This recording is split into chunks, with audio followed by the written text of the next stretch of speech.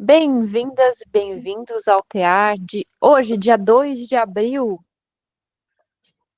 E a gente hoje começa de fato a o nosso grupo. Deixa eu silenciar aqui os microfones, só um pouquinho. Pronto. Hoje, de fato, nós iniciamos o nosso grupo encerrado, né? Digamos assim, fechado. A partir de hoje, eu não receberei mais inscritos. De repente, né, até semana que vem, se alguém que já estava ali no grupo quiser se inscrever, tudo bem.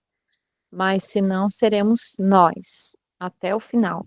Claro, quem sentir no meio do caminho que precisa se afastar, fiquem bem à vontade, tá? Qualquer mês que vocês fizerem já vai ser, garanto que já vai ter algum crescimento, alguma elaboração, né? Não tenho grandes pretensões aqui, além de trazer reflexões para a gente viver a vida de uma forma mais conectada.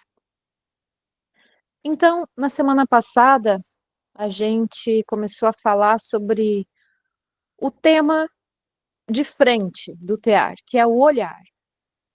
O olhar é, digamos assim, a nossa primeira câmara de estudos.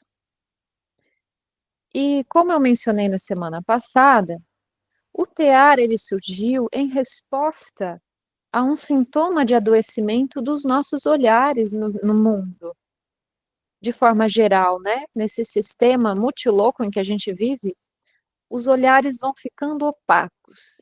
E lembrando que a gente sempre vai usar aqui uma linguagem simbólica, uma linguagem imagética, porque isso permite um pouco mais de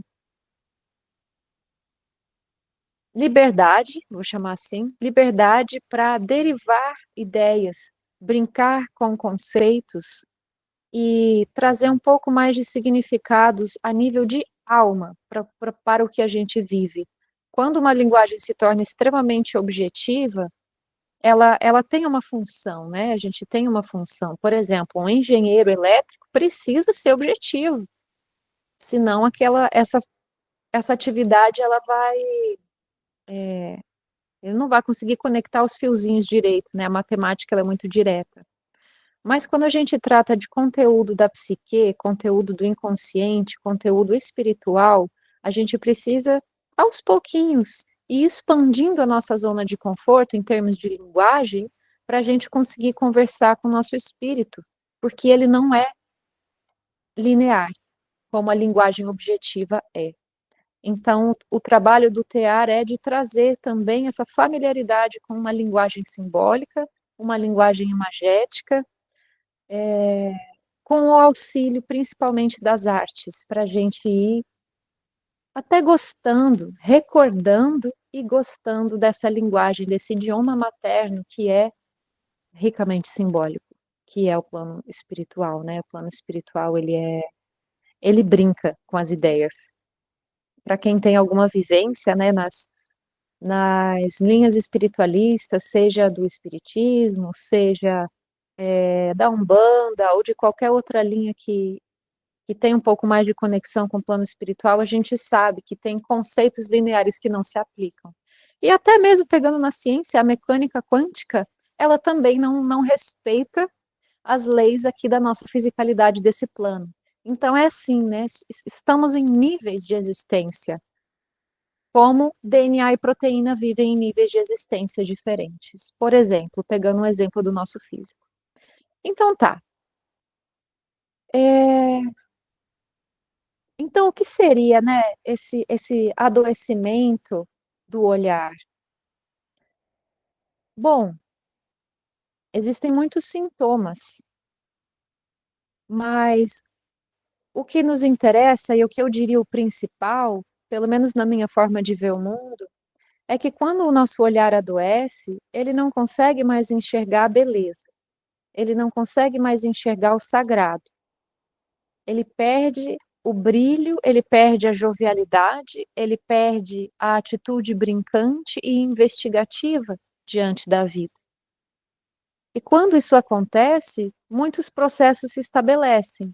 A depressão é uma delas, a ansiedade é outra, compulsões, vícios, fugas em excessos, por exemplo, o trabalho. Hoje em dia, tem muitas pessoas que se exaurem de trabalhar, e aí vem outra síndrome, né, que agora está muito falada nos últimos 2 ou 3 anos, talvez, surgiram muitas pessoas com síndrome de burnout.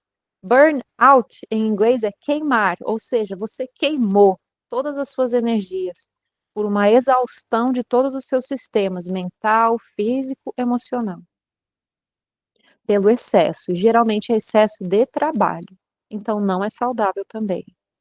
E, enfim, são só exemplos, né. Pode se manifestar de formas infinitas, afinal de contas nós somos muitos, e as vidas são tão diversas quanto existem seres no mundo, né. Mas isso então, essa perda dessa brincadeira, desse olhar de encanto, desse olhar de beleza, desse olhar até infantil, mas eu vou chamar de jovial, porque ele não é imaturo, muito pelo contrário. Ele é jovial, mas ele perfura a superfície, né, para enxergar outras coisas ali. Esse aqui é o resgate, é a minha tentativa de resgate com esse trabalho. Resgatar o grandioso na simplicidade, resgatar o sagrado no profano. E aí, eu acho que a maioria de vocês, se não todas, né, estão acompanhando a leitura do livro, O Irmão de Assis, e ali a gente tem a primeira obra de arte aí dentro desse circuito comigo, né, de um exemplo de uma criatura que vivia com esse olhar brilhante, com esse espírito jovial, tanto que o Frei Inácio fala várias vezes que Francisco era impressionável e que ele era muito sensível, e e por isso ele sofria muito, mas ele tinha uma grande sensibilidade para com coisas que passavam desapercebidas do mundo. Por exemplo, as pequenas criaturas. Esse é um exemplo. Tanto que um dos trabalhos que a gente faz, que eu estimulo dentro do tear, é a nossa reconexão com as forças da natureza, de qualquer forma, seja com as plantinhas, seja com os insetos que visitam a nossa casa. No nosso encontro online do tear, teve uma pessoa que inclusive é irmã da Janice, que acabou de entrar. Boa noite, Janice. Ela falou sobre as formigas, o quanto ela sempre curtia as formigas, adorava observar, assim, elas, e ela tinha um carinho imenso por elas, né. E geralmente a nossa resposta padrão ao ver uma formiga é ou pisar em cima, ou esmagar, ou pensar: "Eu preciso comprar veneno". Quão destrutivo isso é, né, mas enfim, entendo que tem casos e casos, e não repreendo, né, determinadas atitudes, conforme circunstâncias, não estou fazendo nenhum juízo de valor, mas a gente observar para as mesmas coisas de uma forma diferente é que é a nossa tarefa. Então, eh, pensando assim em atributos, né, um olhar adoecido, um olhar opaco, pensem, né, o que que é um olhar opaco? Eu tenho certeza que a gente já viu em pessoas um olhar opaco. É aquele olhar que não tem brilho, ele não tem fogo, ele não tem ânimo, ele está entristecido ou ele está preocupado, e se vê, né, se sente que tem alguma coisa ali, eh, de errado, né. E existem muitos motivos para uma pessoa desenvolver esse olhar, né, chegar nesse ponto de estar com um olhar opaco, mas uma delas é a distração. Vejam, né, isso pode acontecer por muitas coisas, por um trauma, por uma tristeza, por uma sobrecarga emocional, por estar passando por muitas dificuldades, por ter um fardo de vida muito pesado, acontece por muitas coisas, mas um deles é a distração. Quando a pessoa ela se perde em algumas coisas e ela começa a ficar alheia do mundo. Eu vejo isso, na minha própria experiência de vida com uma coisa muito simples. Se eu começo a estar muito conectada com as redes sociais, Instagram, YouTube, o próprio WhatsApp, eu fico alheia às coisas que estão em volta de mim. Isso eu percebo em mim, né. Então acaba que produz em mim uma distração. E aí eu esqueço de olhar para o céu, eu esqueço de falar com as plantas, eu esqueço de, nossa, consagrar o primeiro raio de sol que chega na pele. E isso é vida, né, gente? A gente está em um planeta com uma configuração de natureza impecável e perfeita que só traz vitalidade, né? O quanto que uma visita à praia não pode recarregar suas energias, ou deitar num gramado complexo na grama e ficar respirando ali com a terra, né? Sentindo o cheiro das plantas, isso é pura energia. E se a gente se distrai disso, a gente perde força. Isso é real, isso é verdade. Porque o nosso olhar, aonde ele se coloca, é onde está a nossa atenção. E como o nosso amigo Aurélio, quem acompanha o Medita deve conhecer ele, Aurélio falou uma coisa para mim que eu achei maravilhosa. Quando a gente estava estudando o olhar, ele disse que o olhar não é simplesmente um órgão de recepção, mas é um órgão de emissão também, né? E, ou seja, né, um órgão de troca. E o olhar aqui, entendam, não é só o olhar dos olhos, mas é toda a nossa atenção, a nossa dedicação. Onde a gente coloca a nossa atenção, a nossa dedicação, o nosso olhar, é com aquilo que a gente troca. Então, é nossa escolha. Claro, dadas as circunstâncias específicas da vida de cada um, que eu sei que tem muitas pessoas que vêm numa condição bem difícil e amarrada. Mas para outras pessoas que têm um pouco mais de liberdade, as amarras são internas. E é isso que a gente trabalha aqui, né? Nesses fios. E por conta do nosso mundo ele ter se desenvolvido, né, com um sistema assim que prioriza um tipo de evolução material, principalmente, acaba que a gente se distrai do nosso desenvolvimento interior. E aí a gente, por tanta coisa que vê fora, parece que a gente já vem e aprende um sistema de viver e a gente se encaixa nesse quadro, nessa cena, só que a gente vai repetindo isso igual um bonequinho automático, né, um bonequinho de corda, sem se dar conta de que a gente parou de ouvir o nosso próprio impulso interior. A gente parou de ouvir os próprios desejos, os próprios anseios. Quantas histórias a gente não conhece de jovens que se formam e ao final da faculdade entregam um canudo para o pai, para a mãe e fala assim, toma aqui, não era isso que você queria? Agora eu vou, sei lá, vou tocar flauta aí na praia e vender pulseirinha. Então, boa parte do que a gente vem fazer é mais desaprender do que aprender, né, conceitos. Enfim. E essa distração de si é que causa a perda da força. Porque dentro de nós a gente tem, nós somos um canal, né? Não é dentro, é nós somos um canal espiritual. Só que quando a gente se distrai dessa realidade, a gente é como que se interrompe a força, como se você aperta a mangueira e não passa mais a água ali, não passa mais essa força vital. Então a gente precisa se reconectar. Como é que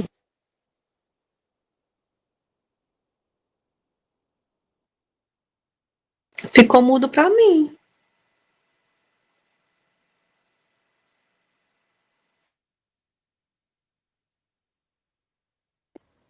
Tá mudo para mim também. agora foi? Foi.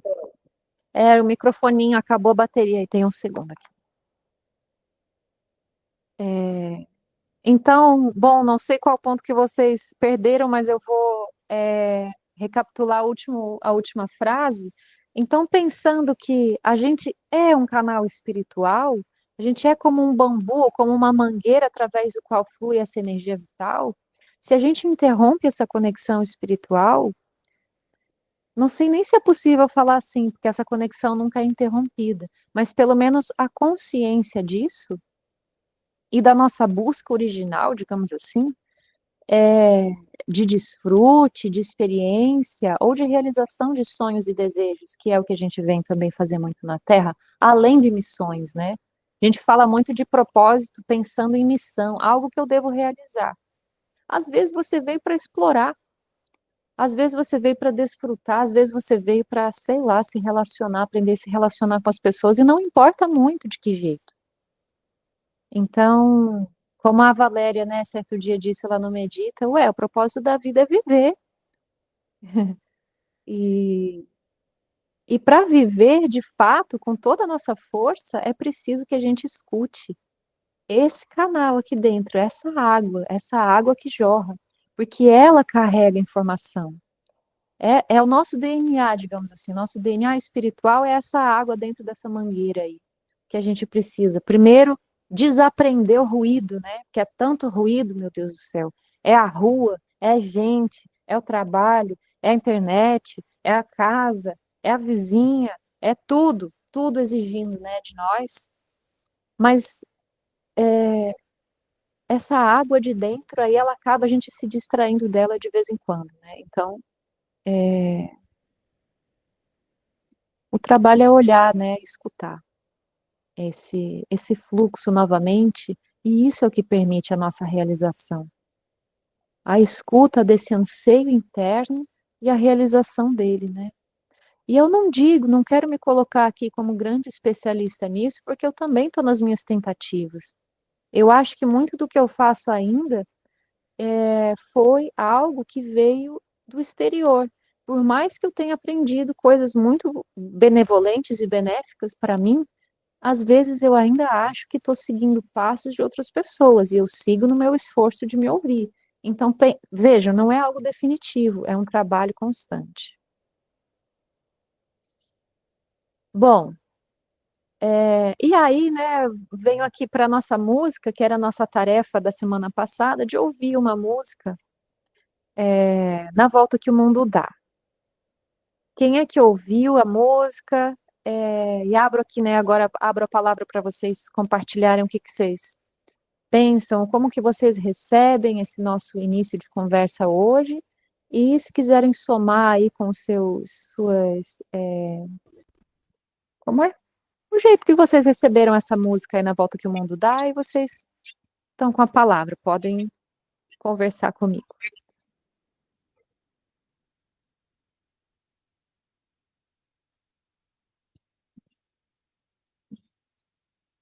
Bom, vou falar então. Alguém vai falar, meu frente? Pode falar, Flávia, depois a Mari. Eu escutei a música hoje, né, e achei muito interessante porque tem um pouco de mim, né, na música, assim, né, que eu saí da cidade que eu nasci, e da que eu fui criada, e já morei em muitos lugares, né, conheci muitas coisas, né, mas a gente acaba tá sempre em busca da gente mesmo, né? E eu achei interessante falar, não é o mundo que dá volta, né? Eu esqueci agora a frase que ela fala, mas tipo, é a gente que dá a volta, né, no mundo. Então, são essas coisas, né? Tem várias histórias tal que fala isso de você sair, né? Até tem uma história, agora eu estou esquecendo, acho que é do. Ai, meu Deus, o alquimista, né? Que fala que o cara tem um sonho, ele sai para o mundo todo atrás daquele tesouro, aquele tesouro e tal, e quando ele descobre, o tesouro estava na casa dele mesmo, né? É isso, né? A busca que a gente tem é na gente mesmo, né? E eu vejo muita gente falar, e eu também quero muito fazer isso, fazer viagens, viajar e tal, conhecer lugares, conhecer pessoas e tal, mas no fundo, a grande viagem é para dentro da gente mesmo, né? Acho que é isso daí. Agradeço sua partilha, Flávia. Eu vou compartilhar uma coisa que é minha, tá? É a minha pequena verdade com V minúsculo, assim. No caminho da meditação, a gente aprende muito, né, que a gente não deve buscar fora enfim. Mas eu aprendi na minha jornada experiencial, vivida mesmo, que tudo fora pode ensinar, tudo fora é reflexo para nós. Às vezes a palavra que uma pessoa diz pode mudar a sua vida. Às vezes, como eu relatei lá no Instagram, num vídeo, uma nuvem me tirou de um buraco de tristeza que eu estava lá num dia. Então, assim, às vezes eu podia me enredar, né, no interior de mim, dentro da minha própria dor e ficar ali, se eu não olhasse para fora. Então, eu acho que existe um ponto de equilíbrio entre essas duas esferas, o fora e o dentro. E eu acho que o olhar para dentro é você ser fiel a essa arte que você tem dentro, né? Ah, e ouvir esse desejo, quando ele pulsa muito forte, muito puramente, não sem tendo sido aprendido externamente, que levaria a um adoecimento, mas se parte de você como um desejo, eu vou chamar de puro. É tão difícil colocar em conceitos, né? Porque é uma coisa sentida, assim. Tem coisa que a gente sabe que a gente quer porque é conveniente, tem coisa que a gente sabe que a gente quer quando não tem lógica nenhuma. É isso que eu tô falando. Às vezes, assim, eu quero viajar o mundo inteiro, não tenho grana nenhuma, mas eu quero, eu preciso, eu vou dar um jeito. Porque é isso, eu tô sentindo. Então, eu confio muito nesse impulso, nesses pulsos que vêm, assim, do plexo mesmo, do ventre, sabe? Não é da cabeça lógica. E, e às vezes até o coração engana, assim. Tem várias ciências, né? Tem linhas de pensamento que dizem que o coração é o centro da alma e que ele é um grande termômetro. Dentro da cultura árabe, do Sufi, eles dizem que o coração é um outro nível de consciência, mas que a verdade mesmo ela brota lá das vísceras. Porque o coração ele ainda pode se enganar um pouco, ele tem um outro nível de conhecimento. Assim. Mas enfim, são linhas e linhas de pensamento, né? Ou seja, a gente vive a gente é um ser multidimensional, e isso a gente não está nem falando da nossa mistura com o plano espiritual, porque a gente vive cheio de influências benéficas e não benéficas, né? Então, essa coisa assim de buscar a si não é mamar, não é, como é que diz assim? Não é fácil, não é mole, é uma tarefa árdua, né? E planeta Terra é planeta escola. Então, eu diria assim para busca dentro, mas busca fora também, porque essas viagens vão te fazer bem. Eu sei, eu estou conhecendo, né, o quanto você fica feliz com os seus passeios, com os seus encontros, com as suas flores, com os seus pores e nasceres do sol, e isso te anima e te vive, né, te vivifica. Então, é isso. Isso já é o teu encontro, sabe? É assim que eu penso. Mas é isso aí.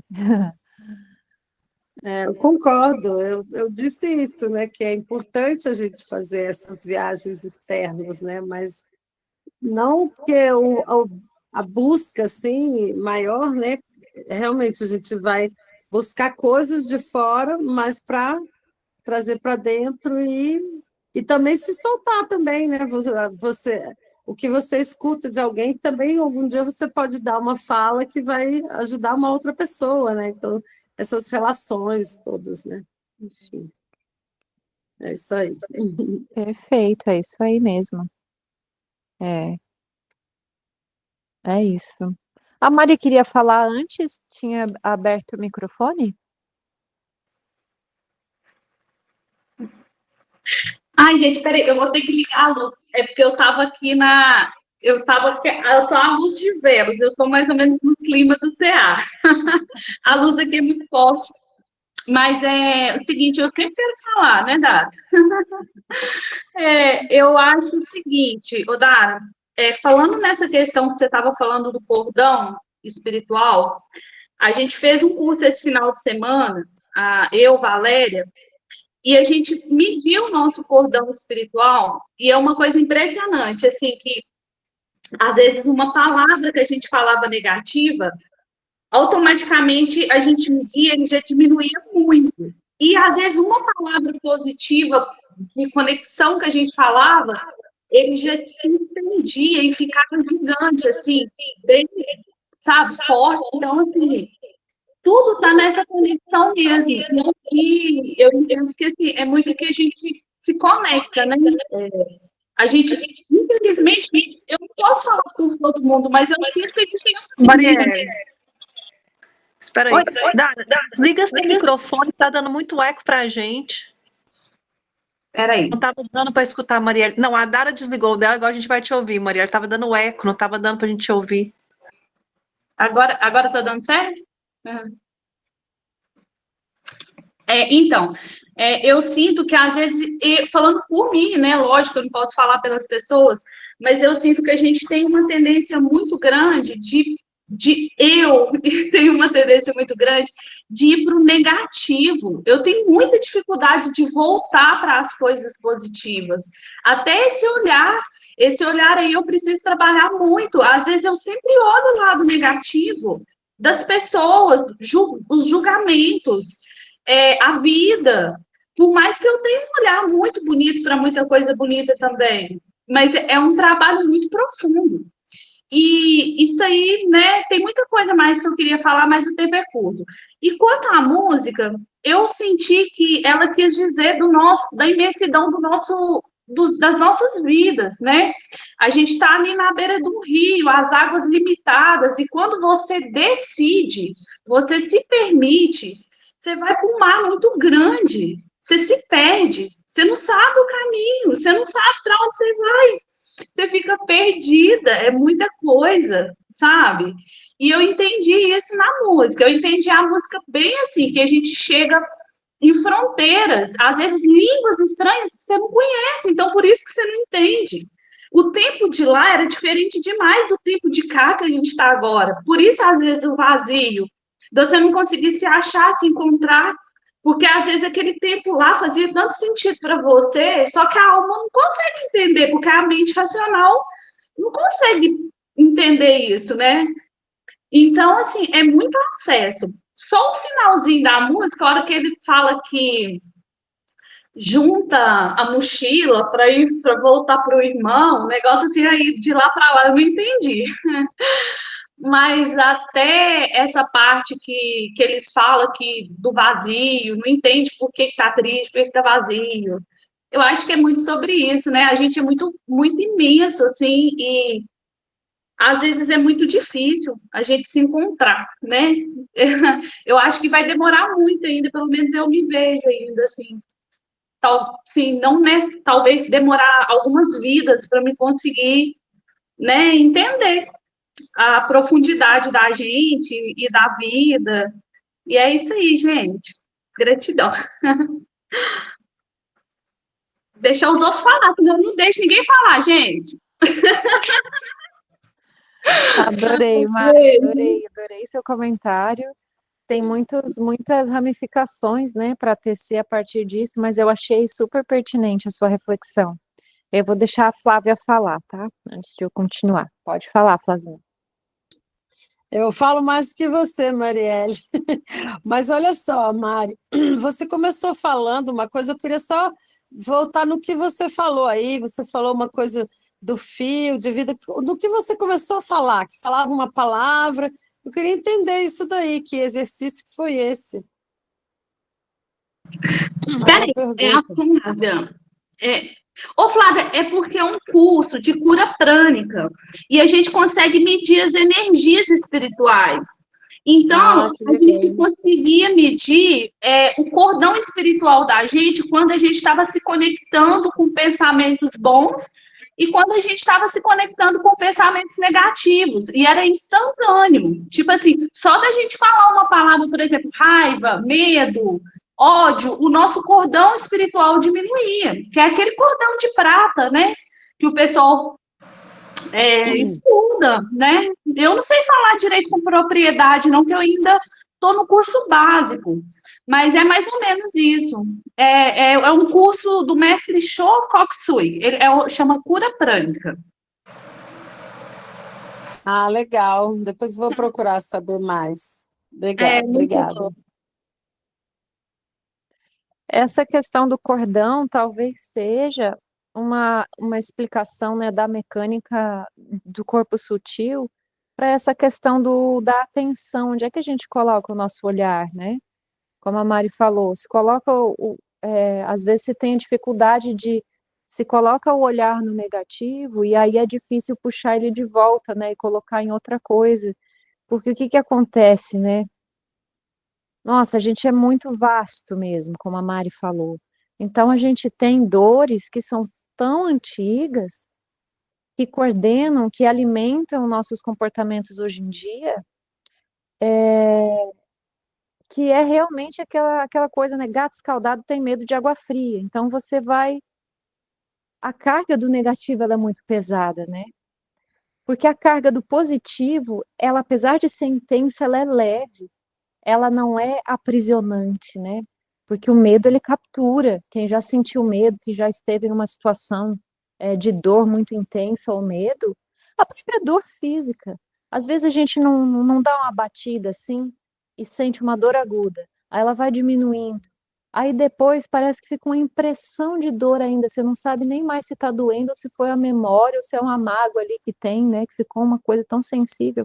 Então, a negatividade, ela tem um poder de atração, ela é um polo de atração muito forte.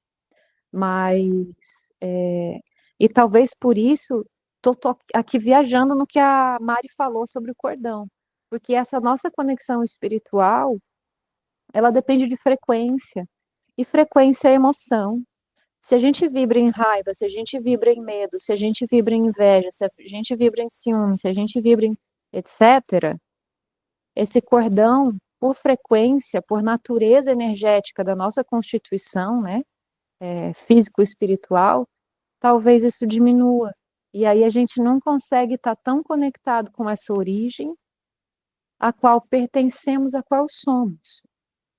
Mas, com esse exercício gradual, constante, essa lapidação, essa purificação, para se estabelecer em um olhar, ah, vou chamar desse olhar jovial e brincante, tá? Porque a criança, quando é bem menorzinha, né, de 6 para baixo ali, 5 talvez, ela tem uma pureza tão grande, né, e ela se vulnerabiliza com muita facilidade. Ela chora quando tem que chorar, ela pede comida quando tem que pedir, ela fala que não, ela fala que sim, e ela é muito livre. E, e eu estou entendendo hoje em dia que a vulnerabilidade é a chave para a gente manifestar a nossa positividade também. Para amar conscientemente, né, precisa se aceitar a vulnerabilidade. Quando você se abre para demonstrar afeto, você está correndo muitos riscos ali, digamos assim. Você está correndo um risco de rejeição, você está correndo um risco de abandono, você está correndo um risco de desprezo, mas você também está correndo um risco de vivenciar uma coisa grandiosa que te vai levar para limites assim que você não teria imaginado antes, né? De felicidade, de coisas novas, de patamares novos de alegria, de satisfação. Então, esse jogo de frequências das emoções é a chave do nosso bem-estar. Cada vez mais que eu estudo e que eu vivencio, eu entendo que a chave está nas emoções e que a chave está nessa dança, sabe?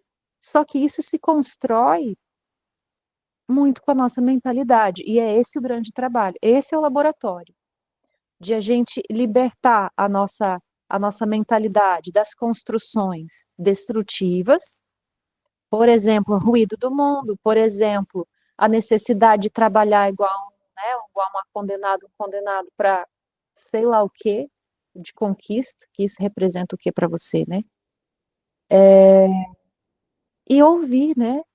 Ouvir fazer o trabalho, e o trabalho, por exemplo, é a meditação, é a contemplação da natureza, para tentar ouvir esses anseios internos, mas para ouvir isso precisa de vulnerabilidade.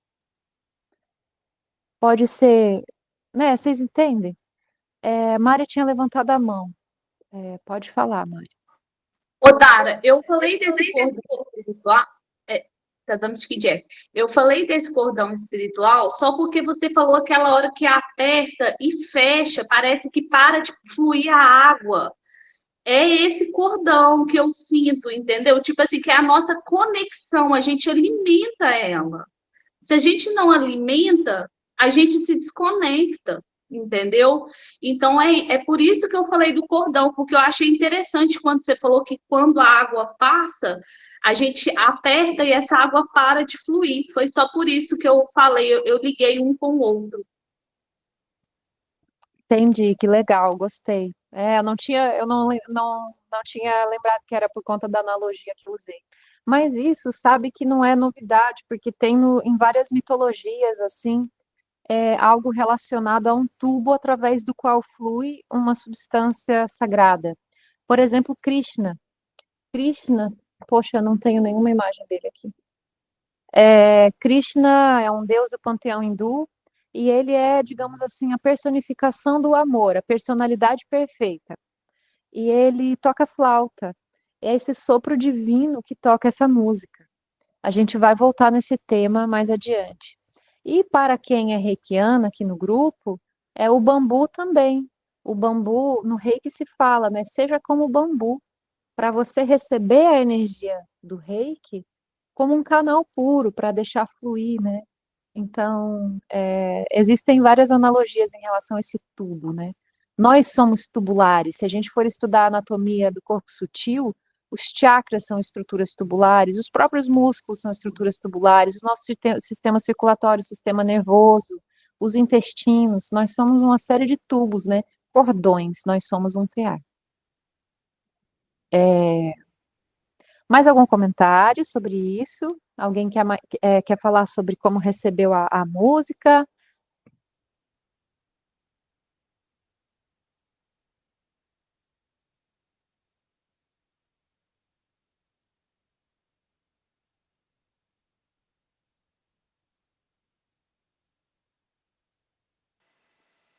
Cara, eu ainda tô no processo aqui de ouvir a música.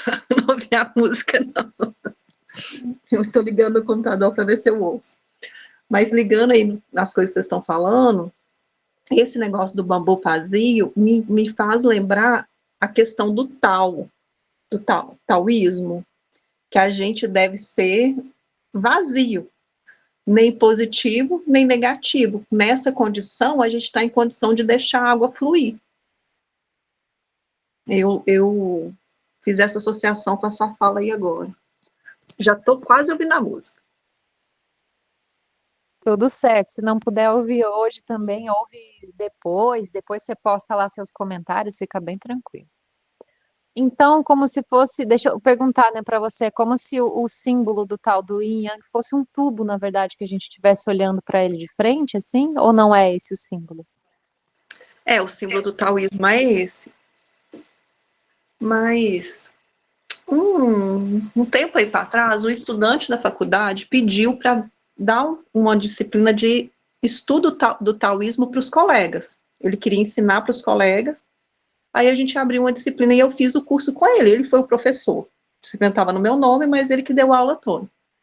E ele falava assim, que a gente tem que ser vazio, tem que ser a não ação. Porque se você não está numa situação de não ação, você está disponível.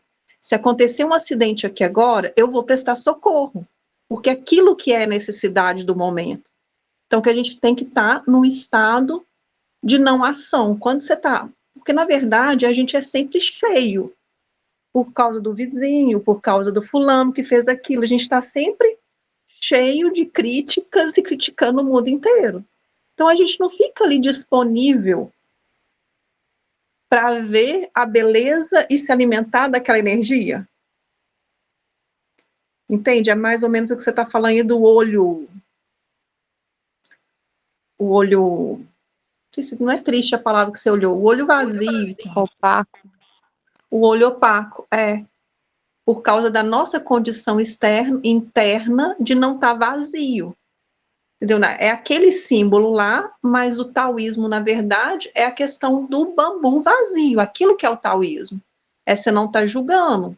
Você não tem que estar aqui pensando nem na qualidade do fulano, nem no defeito do fulano. Entendeu? Isso para mim que é estar vazio, você está sem julgamento, não ação, sem julgar. Legal, Valéria, perfeito. Esse estado, né, de não ação, que diz assim, a palavra que vem que eu conecto é abertura. É um estado de abertura, né, de receptividade. Então, tem a ver com o que até mencionei hoje, na semana passada, sobre o olhar brincante, o olhar que brinca com as manifestações da vida de uma forma investigativa, não achando que você já conhece tudo, que você já sabe de tudo.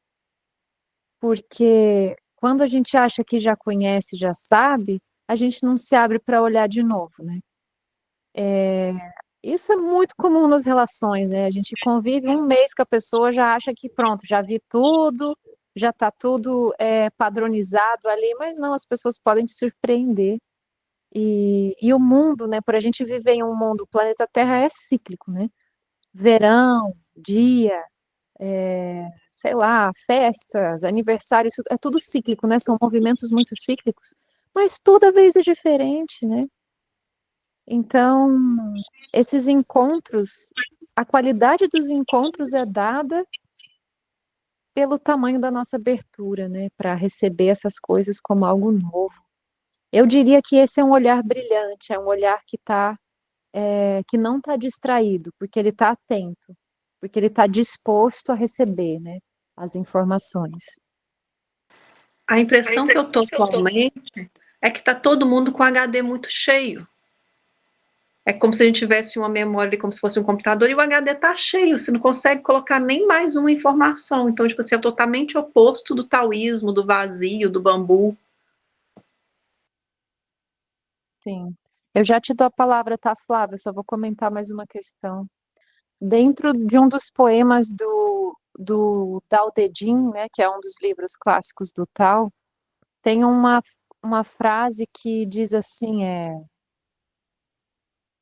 você é capaz de aguardar a lama assentar e a água ficar cristalina? Você é capaz de esperar que a ação correta surja naturalmente?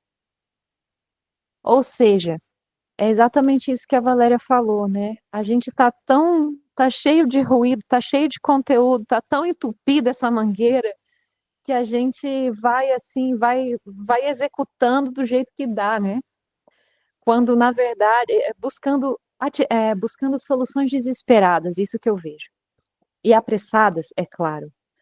Quando na verdade, se a gente parasse um segundo, né, conseguisse, tivesse, claro, isso demanda de aprender ferramentas, né, para conseguir diminuir esse ruído, para ouvir, a solução mais fácil ela vem. E ela vem de várias maneiras diferentes, né, a partir de várias linguagens. Eu vivo isso na minha vida, às vezes eu tô com alguma questão que eu preciso resolver, ou uma ideia, sabe? Tem que construir um texto, tem que montar uma aula, tem que fazer qualquer coisa. E não vem, não vem, não vem, e vai e lê, e não consegue se concentrar. Aí eu penso, quer saber? Eu vou pra praia, vou caminhar, fazer qualquer coisa, vou cozinhar. E vou. E basta, às vezes, assim, 15 minutos, 20 minutos de entrega ali total ao vazio, né? Do som do mar, ao vazio de qualquer atividade que eu me proponha, que essa coisa surge, essa resposta ela vem sozinha, sem eu forçar esse movimento. Então, realmente uma coisa muito linda que a gente pouco compreende, né, essas estruturas da nossa mente inconsciente, mas é isso. Eu acho que você colocou muito legal usando essa analogia do HD mesmo, como se a gente tá tão cheio de conteúdo que entope os caninhos ali, igual entope uma boca de fogão às vezes, entope um negócio de carro. A gente tem que limpar, tirar coisas, não colocar mais, né? E aí, por isso, a vida não passa. Aí a vida não passa. Boa. Flavinha, pode falar. Eu de novo, né? Como assim a vida não passa? Não passa pela mangueira. Ah, Tá tá. entupido. Entendi. Eu queria só comentar que interessante assim que a minha mãe tem 88 anos e ela tem um olhar super brilhante que é a ponto de um médico uma vez falar isso, né? Falou, nossa, você já reparou o olhar brilhante que a sua mãe tem? E ela adora ver as coisas assim. E ela já foi há muito tempo. Minha mãe trabalhava muito, e aquela vida corrida de trabalhar 2 horários, não sei o quê. Mas né, agora já tem 30 anos que ela é aposentada e tal.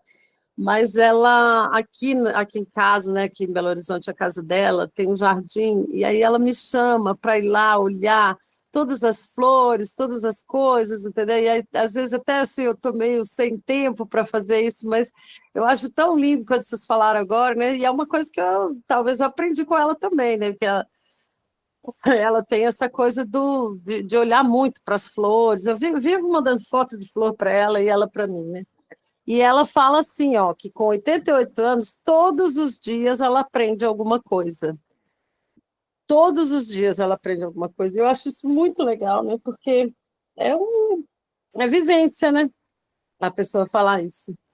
E outra coisa que eu ia falar é que eu tive um tempo que eu morei, tanto quando eu morei em Muruxatiba, não tinha vizinho, e também em Itaúnas, no Maranhão, na roça, assim, não tinha vizinho também. Então, assim, como é interessante, né? Assim, ficar assim, né, um espaço grande, aberto, assim, em que você não tem muita, sabe, interrupção no seu dia, assim, né? Tem muita gente que fala, nossa, como você mora aí? Como você tem coragem de morar num lugar assim, tão afastado, tão ermo? Mas, ao mesmo tempo, é um privilégio poder morar num lugar desse, sendo que eu já morei em São Paulo, já morei em Brasília, já morei em apartamento, né? E aí você mora num lugar assim onde você vê o céu, vê a floresta, vê as coisas e tem esse espaço, né? Só que a gente também pode criar esse espaço mesmo estando dentro de um apartamento, mas é interessante quando você tem esse espaço físico também disponível, assim, é muito bom. Né? E aí lá nesse espaço físico aí aparece mil e um bichinhos, mil e uma plantinhas e tudo, né, que atrai o olhar e que a gente tem também o tempo para esse olhar, né? Mas é isso. Desculpa falar tanto. Não peça desculpas, por favor, eu adoro seus comentários. Adorei ouvir da sua mãe, porque essa era uma das minhas tarefas, uma época, eu tinha proposto para mim, eu quero aprender uma coisa nova todos os dias. Mas eu estava na época muito no foco intelectual, né? Mas eu vou olhar dessa forma agora, eu vou aprender alguma coisa assim, com a vida, né? Todos os dias. Isso é muito bom para quem está em um estado de desânimo, né? Indisposição ou desesperança com a vida. É algo tão simples, né, gente? Porque a vida ela é muito exuberante, ela é muito infinita, assim, de combinações. E mas é isso, é esse entupimento mesmo dos nossos canais que nos priva de poder viver com um pouco mais de leveza. E assim, é uma coisa séria. Eu levo muito a sério isso, é uma coisa grave, porque acaba que o mundo nos estimula a nos entupir para que a gente haja de uma forma padronizada em função de circunstâncias que beneficiam determinadas conjunturas, né? Se vocês me entendem. E acaba que nisso a vida ela não passa, a vida não existe. Aí a gente vê é, pessoas, como é que fala? Mortas-vivas andando por aí. E isso é horroroso, assim, para elas principalmente, né? Não tô nem, quero nem conversa com o povo que bola esses planos, assim, sei lá se eles planejam esses sistemas, né, de escravidão, assim, de vários tipos, mas nós que temos consciência que a gente chegou até aqui por algum motivo, né, conversando sobre esses temas e trazendo lucidez para coisas que são tão presentes e colocando uma luz no nosso olhar para ver a vida de uma forma diferente, pode ser diferente. E a gente pode conciliar as obrigações do plano material com essa atitude de abertura, essa atitude jovial, essa atitude investigativa, para a gente ter receptividade suficiente para a gente enxergar o sagrado, para a gente enxergar o novo, para a gente se vivificar com a experiência de cada dia, sem precisar buscar as soluções que se vendem para nós, né? E aqui eu faço uma crítica aberta a toda a indústria farmacêutica, a toda a indústria de álcool, a toda a indústria do tabaco, tudo que envolve compras, né? Compra de roupa, de tecnológicos, de carros, isso tudo implanta na gente desejos que não são nossos. Enfim, mas é que é só uma questão, nem era para eu ir para esses lados aqui, mas a gente foi indo. Eu prefiro que a gente dialogue bastante do que eu siga aqui roteiros, né, pré-estabelecidos. Eu vou só terminar um argumento aqui e eu já te dou a palavra, Mari, que você levantou a mão. Então, assim, se a gente pensa em atributos do olhar, né, a gente falou do olhar opaco, agora o que seria um olhar brilhante, né? Um olhar brilhante, ele tem os atributos do elemento fogo.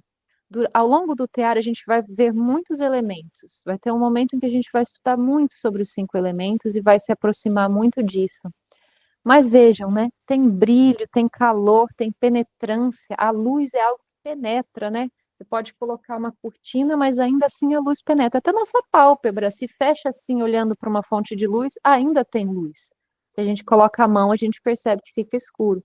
Então, a luz tem essa característica da penetrância, e o fogo, a Mari com as velas dela, e, e o nosso olhar, sendo de fogo, ele, um olhar brilhante, ele penetra na verdade.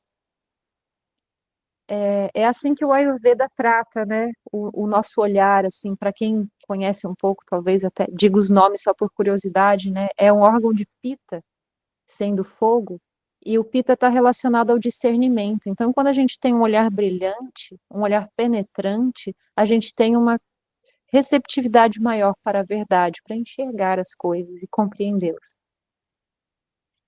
Então, repetindo, né, o que o Aurélio falou, a gente é um olhar que emite e a gente é um olhar que recebe, e através desse portal aqui. E o nosso olhar, eu, eu, eu Eu gosto muito dessa proposta do tal de se esvaziar, mas eu também gosto do que eu comentei com a Flávia sobre as viagens ali. Eu acho que a gente consegue cultivar e nutrir o nosso olhar a partir de experiências exteriores, ao mesmo tempo em que você se esvazia para receber essas experiências com todo o seu conteúdo possível.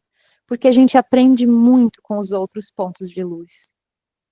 A gente é como uma grande rede em que cada um de nós é um pontinho de olhar, é uma vela acesa, é um solzinho, é uma estrela, né, formando uma galáxia de pessoas. E todos nós, cada um de nós tem um ponto de vista, uma visão de mundo, uma luz que emana para o exterior, e a gente forma assim uma rede luminosa, uma teia cósmica, né, sendo os olhos de Deus. Novamente, no panteão hindu de deuses, existe um outro deus chamado Indra. E Indra se diz que ele é um deus que tem 1000 olhos. Ele é a representação, assim, dessa teia da vida, sabe? E claro, aí a interpretação minha, eu vejo Indra, esse corpo de Deus, como representando toda a humanidade, com 1000 olhos. Então, todos nós somos olhos de Deus. Então, cada um representa uma pequena verdade. Por isso que eu falei, verdade com V minúsculo, porque é uma pequena verdade dentro do todo. E a gente pode perceber o mundo apenas a partir desse ponto. Mas quando a gente bebe das outras fontes, a gente dialoga, a gente se abre para conhecer o diferente, a gente abre-se para vivenciar e receber toda a diversidade do cosmos em nós. E a arte é uma ferramenta de fazer isso. Porque através das obras, sejam elas quais forem, a literatura, as artes plásticas, a arquitetura, qualquer coisa, a gente está entrando em contato com o olhar de outra pessoa. Então a gente está aprendendo alguma coisa aí com isso. Expandindo o nosso olhar para ver de outras formas. E assim a gente amplia a nossa zona de conforto, a gente amplia a nossa cabeça para caber o mundo inteiro. Mari, você quer falar? Ai, gente, eu estava tentando mostrar a luz para vocês, mas a câmera eu não consegui virar. É o seguinte, eu meio que me perdi depois que você falou isso tudo aí, Dara, mas eu queria falar sobre isso, que às vezes eu acho que a gente está tão perdido, todas as pessoas em geral, incluindo eu, que as pessoas querem comprar, as pessoas não conseguem buscar em si, de dentro para fora, que esse olhar, eu sinto que ele vem de dentro para fora, ele precisa ser construído, e ele precisa ser disciplinado, primeiramente, que eu acho que é o mais difícil, que é a gente se disciplinar, né? Tudo começa com a disciplina, e é como educar um filho, a gente precisa educar a criança da gente, né? Que eu sinto que é o nosso ego. E o que acontece? Às vezes as pessoas estão querendo buscar, comprar esse olhar, as pessoas estão querendo comprar cura, as pessoas vão nos lugares e acham que vão pagar uma sessão de uma coisa e simplesmente isso aí vai acontecer, entendeu? Ou às vezes quer comprar outras coisas, quer comprar, como você disse, coisas que anestesia, remédio, bebida, consumo de roupas, consumo de bens materiais. E esse olhar, ele só consegue ser comprado, consumido com a nossa dedicação. Eu acho que a gente não consegue comprar esse olhar. A gente não consegue, a gente só consegue construir esse olhar. Eu acho que na hora eu queria falar isso, mas meio que mudou os assuntos. Desculpa, gente. Não mudou o assunto, não, tá dentro. E a gente conseguiu ver um pouquinho, sim, da luz ali, apareceu a vela, assim. Pois é, desculpa aí. Não, capaz.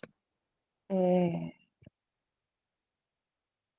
você falou, né, você falou coisas bem importantes. Uma que é o cultivo, a construção do olhar, a da educação, né, como se fosse um filho. Sim, a gente passa por, eu vejo assim, que a gente passa por uma fase de disciplina para essa construção, para podar os excessos, digamos assim. Mas depois a gente precisa se libertar dessa disciplina para permitir que a liberdade floresça. Então tem até uma frase pegando aí nessa cultura oriental, né? Isso veio na boca de muitas pessoas, mas o Bruce Lee foi um que falou que é assim, aprenda as técnicas, aperfeiçoe as técnicas ou domine as técnicas e depois esqueça as técnicas. Então é isso, a disciplina ela vem como um impulso inicial, então ela é muito necessária, né? Para quem é mãe, né? Eu não sou, mas eu tenho gato, então também tem que ter uma certa disciplina. Hora de comer, hora de dormir, faz isso, não pode aquilo, enfim. Mas depois de um tempo, para que esse ser ele possa de fato florescer, essa disciplina ela precisa começar a desenrijecer. E eu sinto que o nosso poder pessoal, ou melhor, o nosso potencial, de fato ele surge a partir do momento em que a gente consegue afrouxar essas amarras de disciplina e viver um pouco mais livremente, mais brincante, resgatando essa criança interior para essa ousadia que vem com ela, de a gente realizar o nosso caminho e não simplesmente copiar um caminho pré-estabelecido que nos foi vendido ou enfiado goela abaixo, né? Você tinha falado uma outra coisa que eu queria comentar, não sei se eu vou lembrar agora. Foi a segunda parte que você falou. Poxa, esqueci. Aí eu falo tanta coisa que até eu esqueci. Bom, não lembro. Deixa pra lá, deixa pra lá. Então, a gente falou então hoje muito sobre esse olhar, né? E, e introduzi aqui no final um tema que é como que a arte, claro, a natureza e muitas outras coisas, né? As relações pessoais, elas podem ajudar na expansão, na amplificação do nosso olhar, no cultivo, na nutrição desse olhar, como uma forma de a gente abraçar o todo mesmo. E, e aí, por isso, na semana passada eu já tinha dado uma tarefa que era a de vocês buscarem uma obra de arte, seja ela qual for, qualquer manifestação que vocês acham, isso daqui é considerado arte, de alguma forma. Teve uma pessoa que me escreveu e disse que pensou numa paisagem que contemplava quando era criança. Tá valendo, é isso aí. Qualquer coisa, pode ser um livro, uma música, um filme, pode ser qualquer coisa mesmo. E aí a gente vai fazer uma brincadeira.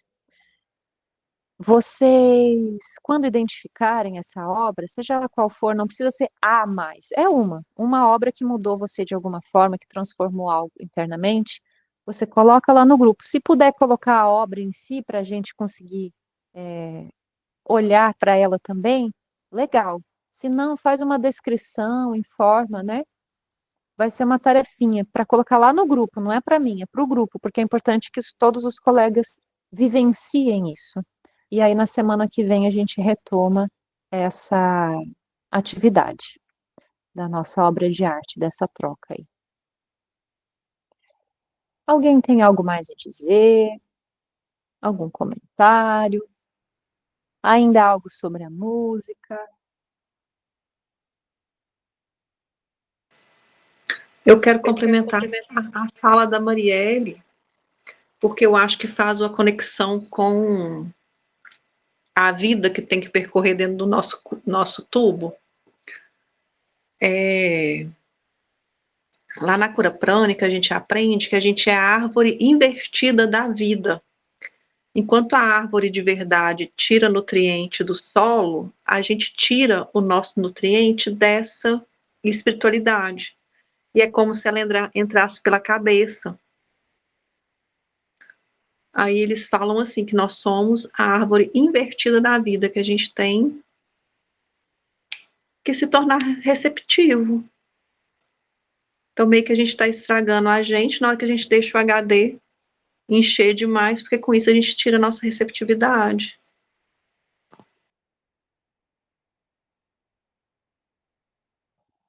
Muito bonita essa imagem da árvore. Realmente, né, a gente, dentro das ciências que estudam o nosso corpo sutil, se fala, né, que grande parte da nossa vitalidade vem do sutil e que até tem gente que coloca números, assim, como se fosse 80-20, sabe, em porcentagem. 20% da nossa vitalidade viria aqui do plano material dos alimentos e tudo mais. Bom, nossa, tem tanta coisa, né, gente? E aqui é eu, tá? Eu falando aqui, não tem nada de especialista ou estudo sobre isso, é só um pensamento que me ocorreu. Eu me dedico a estudar as manifestações das doenças no corpo como um reflexo do seu estado de alma, do seu estado de espírito. E eu fico pensando assim, poxa, a natureza não é perfeita. Tudo bem que a gente está envenenando o solo, está envenenando a água, que a camada de ozônio está assim assado, que tem lixo radioativo, que tem onda eletromagnética, eita, um monte de coisa. Mas não é estranho, né? A gente ter vivido milhões e milhões de anos assim, aparentemente bem, né? Afinal de contas, a gente sobreviveu até agora e se multiplicou. E hoje em dia a gente suplementa tanto vitaminas, sendo que a gente tem muito mais acesso ao alimento do que os nossos antepassados, que dependiam ali da cultura nativa, né? Talvez seja isso. De repente a gente não se alimenta dos alimentos do nosso local de nascimento. Enfim, tem estudiosos que falam sobre isso, o quanto é importante a gente se alimentar com as plantas do nosso local de nascimento. Afinal de contas, tem um plano divino que organiza, né, isso. Ah, só uma provocação, assim, para a gente pensar. Por quê, né? Por que que a gente tem que recorrer a suplementos artificiais se a gente tem tanto acesso a nutrientes? Será que é a mangueira que está fechada, né? Enfim. Mas trazendo uma outra questão, assim, essa mangueira, ela se fecha, né, por muitos motivos. E eu quero trazer aqui, nesses últimos 6 minutos que a gente tem, assim, às vezes é muito difícil, né? Não que, claro, a gente está elaborando aqui uma crítica ao sistema, mas acaba que é uma condição um pouco complexa, porque às vezes é o ambiente externo, mas tem questões familiares também. Às vezes é uma dor ou 3 dores ou 5 tipos de dores diferentes que faz com que você se proteja e coloque camadas, né, de que dão uma falsa impressão de segurança. Eu acredito que seja isso. Estar em estado de abertura, com a mangueira livre para a água fluir, é se abrir, né? É se expor, é estar vulnerável. Mas quando a gente se protege em camadas de segurança, e aí ela vem de diversas formas. Se você tem um status por conta de trabalho, se você tem um status por conta de beleza física, se você tem um status em função de dinheiro, de poder, dentro do livro do Francisco tem um capítulo, é um dos meus preferidos, em que ele fala sobre os, como é? Pontos de atração. E aí ele diz que é riqueza, beleza, poder, simpatia, acho que é uma coisa assim. E aí, se a pessoa não tem nada disso, ela é desprezível? O que acontece quando a pessoa não tem nada disso, né? Ela continua sendo um ser humano sagrado, né? E hoje em dia, eu acho que o grande engano que torna o nosso olhar opaco é achar que eu vejo assim dois grandes pilares de engano: ciência. E olha que eu vim da academia científica, eu valorizo o trabalho, tem, poxa, a gente se recupera de doenças, a gente tem cirurgias, a gente tem um computador aqui, isso é ciência, maravilhoso. Mas em alguns momentos, para alguns assuntos, a ciência ela é uma carapaça de segurança. Então a gente lê coisas, sabe coisas, e esbanja vocabulário e sente que isso é como uma capa de proteção contra o olhar interno, contra dores profundas que você sente, né? E isso aí a gente vê muito mais fácil quando é questão de entorpecer, né? Com drogas e tudo mais. Mas existe essa falsa segurança criada pelo conhecimento intelectual também. E isso é bem perigoso, porque em geral se despreza muito um ponto de vista que seja diferente, né? Ainda mais a gente que vive num circuito espiritualista, a gente se aceita razoavelmente bem, mas se a gente vive com céticos, é complicado. Eu tenho várias pessoas em volta de mim que são céticas e dão risada às vezes assim. Ah, não gosta de macumba, não, eu não faço macumba. Enfim, é, muitas reflexões hoje, pessoal, mas eu acho que a gente chegou onde eu gostaria, assim. Se alguém tem mais algum comentário a isso, e a gente faz uma pequena concentração para a gente encerrar nossa conversa hoje. Mas a palavra está aberta se vocês quiserem complementar.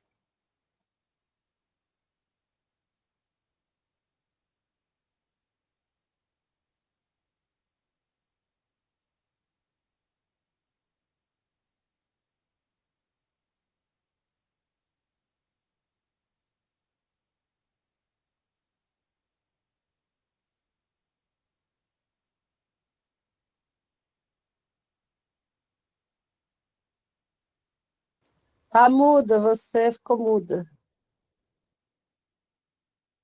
Ai, eu desliguei o microfone e esqueci de ligar de novo.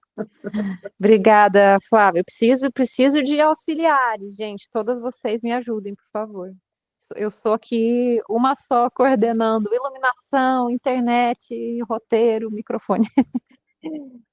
Bom, então, muitas reflexões no dia de hoje, muito conteúdo para sedimentar. Então, eu vou convidá-las para fazer 1 minuto, apenas 1 minuto de silenciamento. Vai fechando os teus olhos, vai te acomodando na cadeira, está quase terminando o nosso encontro.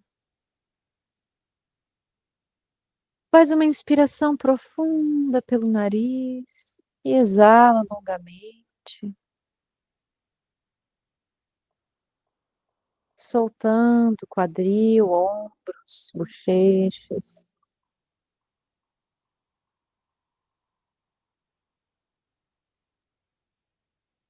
E te coloca numa atitude receptiva deste instante.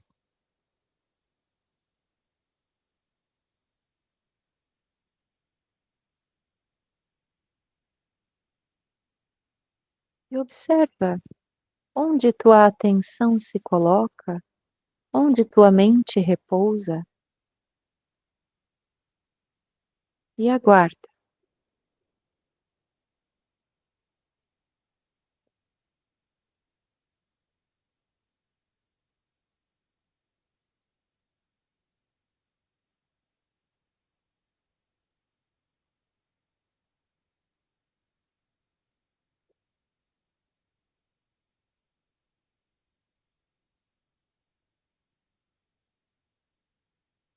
Vai respirando e sedimentando.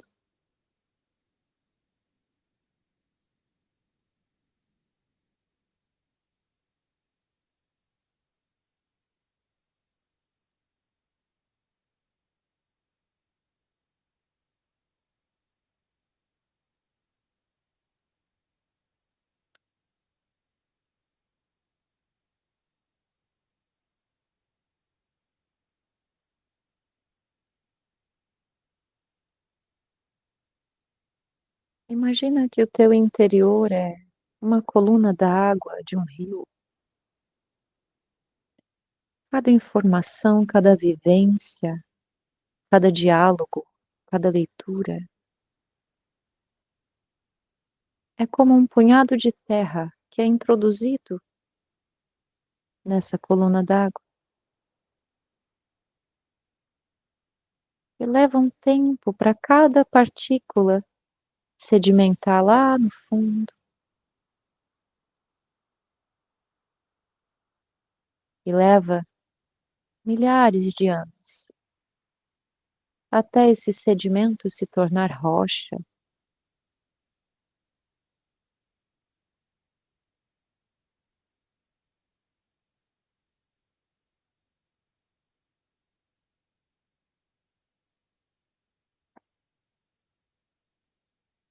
É preciso tempo.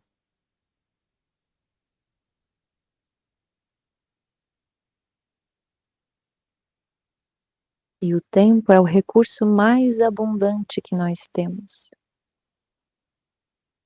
Afinal, nós somos eternos.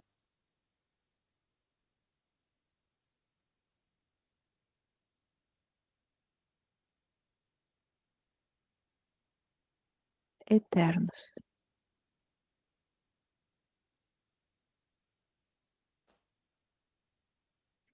Faz uma inspiração.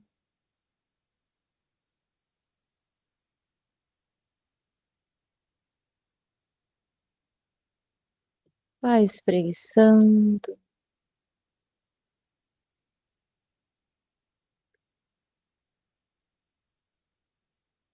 E vai voltando devagarinho.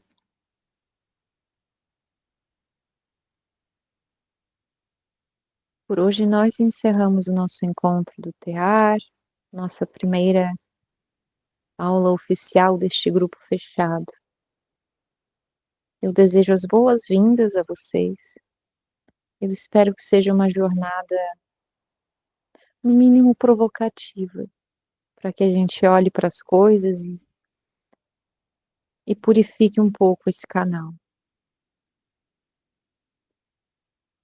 Encerrando a nossa gravação agora.